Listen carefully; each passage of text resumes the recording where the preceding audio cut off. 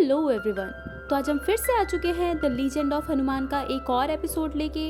और ये एपिसोड इसका आखिरी एपिसोड होने वाला है इस सीज़न का। तो इस एपिसोड का नंबर कौन सा है वो आप थंबनेल पे देख लेना। तो बिना किसी देरी के इस एपिसोड को करते हैं शुरू। वीडियो की स्टार्टिंग में हमें बताया जाता है कि किस तरीके से प्रभु श्री राम और हनुमान जी एक दूसरे से जुड़े हुए हैं। और फिर हमें कहानी दिखाई जाती है कि राजा दशरथ के ऊपर सारे देवताओं ने अपनी कृपा बरसाई थी और उनको पुत्र प्राप्ति के लिए एक खीर दी गई थी जिसके बंटवारे हुए उनकी सारी पत्नियों में। लेकिन इसी बीच उस खीर को देखकर एक छोटी सी चिड़िया का भी मन ललचाया, जो कि वो अपनी चोंच में थोड़ा सा खीर भरकर वहां से उड़ चली। चिड़िया की चोंच से गिरी उस खीर की कुछ बूंदें मिट्टी में मिलकर कहीं व्यर्थ ना हो जाए, इसलिए वायुदेव ने उस खीर को उड़ाकर पहुंचाया एक और महिला के पास, जो कि थी अंजना। और उसी खीर को खाकर अंजना ने दिया हनुमान को जन्म। तो इस तरीके से भगवान राम और हनुमान एक दूसरे से जुड़े हैं। फिर सीन शिफ्ट होता है प्रेजेंट में और हमें दिखाया जाता है कि वायु बोलते हैं कि हनुमान मैं तुम्हारा पिता हूँ। तो हनुमान जी बोलते हैं कि अगर आप मेरे पिता हैं तो इस कोहरे को हटाइए और मुझे सच से अवगत कराइए। और उसके बाद वायुदेव उनको अपने साथ लेकर उड़ाकर चले जाते हैं उनके सच से उनको अवगत कराने के लिए। फिर हमें दिखाया जाता है कि हनुमान के वहाँ से जाने के बाद यहाँ पे माहौल शांत होता है, हवाएं रुक जाती हैं और अंगद जामवंत जी से पूछते हैं कि आपको ये पता था कि हनुमान किसका पुत्र है। तो जामवंत जी बोलते हैं कि हाँ मुझे पता था। तो अंगद ने बोला कि आपने उसे बताया क्यों नहीं। तो जामवंत जी पूछते हैं कि तुम्हें ये सारी चीज़ें सुनकर कैसा लगा। तो अंगद बोलता है कि मुझे तो झटका लगा, मुझे विश्वास ही नहीं हो रहा। जामवंत जी बोलते हैं कि अगर तुम्हें भरोसा नहीं हो रहा है तो हनुमान को कैसे विश्वास होता। उसके बाद सीन शिफ्ट होता है और हमें दिखाया जाता है हनुमान जी और वायु देवता को, और ये दोनों लोग आपस में बातचीत करते हैं। हनुमान जी पूछते हैं कि मुझे अपने ही सच से दूर क्यों रखा गया।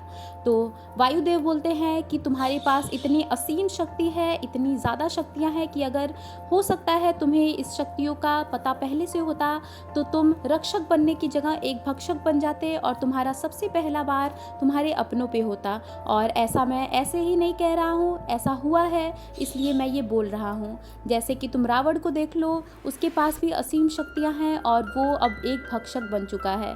तो तुम्हारे साथ ऐसा ना हो इसलिए तुम्हें तुम्हारे ही सच से दूर रखा गया।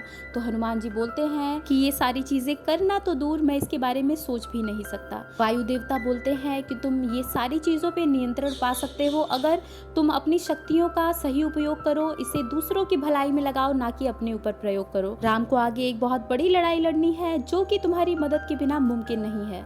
इसके बाद हमें दिखाया जाता है कि ये लोग हंसी मजाक मस्ती कर रहे होते हैं, तभी उनको आभास होता है कि कोई तो आया है। फिर ये लोग मुड़ के देखते हैं तो वहाँ पे हनुमान जी का एक बहुत ही बड़ा और विकराल रूप आया होता है, जिसको देखकर सभी दंग रह जाते हैं। और जामवंत जी बोलते हैं कि क्या हनुमान, अब तुम्हें समझ में आया कि मैं किसकी बात कर रहा था।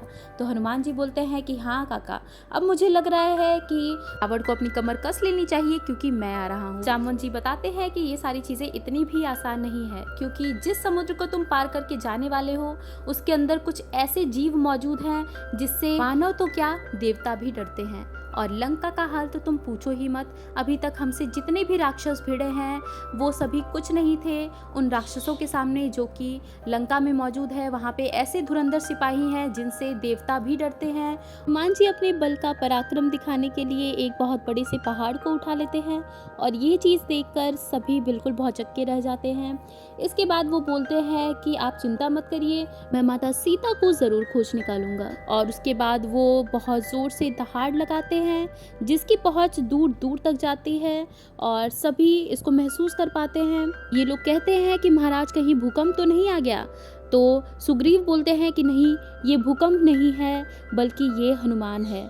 और उसके बाद भगवान राम को भी इसका आभास होता है। लक्ष्मण पूछता है कि ये क्या हुआ।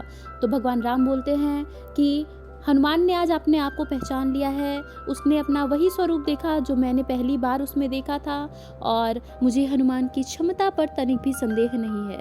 इसके बाद हनुमान बोलता है कि काका आप चिंता मत करिए, मैं जा रहा हूँ और मैं माता सीता की खोज किए बिना या फिर उनके बारे में कोई भी जानकारी जुटाए बिना नहीं आऊँगा।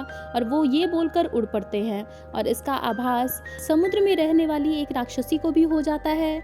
और एक सेवक दौड़कर भागकर जाता है अपनी स्वामी के पास ये बताने के लिए कि कोई हमारी तरफ आ रहा है। और यहाँ पे हमें पहली बार रावण का चेहरा दिखाया जाता है और रावण बोलता है कि कौन है वो, क्या वो इंद्र है या अग्नि। तो ये सेवक बोलता है कि नहीं महाराज, ये कोई अजीब ही प्राणी है। तो रावण बोलता है कि आने दो उसको, हम भी देखते हैं कि कौन अपनी मौत को चुनौती देने आ रहा है। उसके बाद ये एपिसोड यहीं पे ख़त्म हो जाता है और ये सीज़न भी यहीं पे ख़त्म हो जाता है। इस वीडियो पे अच्छे व्यूज़ और अच्छी रीच आती है तभी मैं दूसरा सीज़न लाऊंगी। Till then take care and bye bye.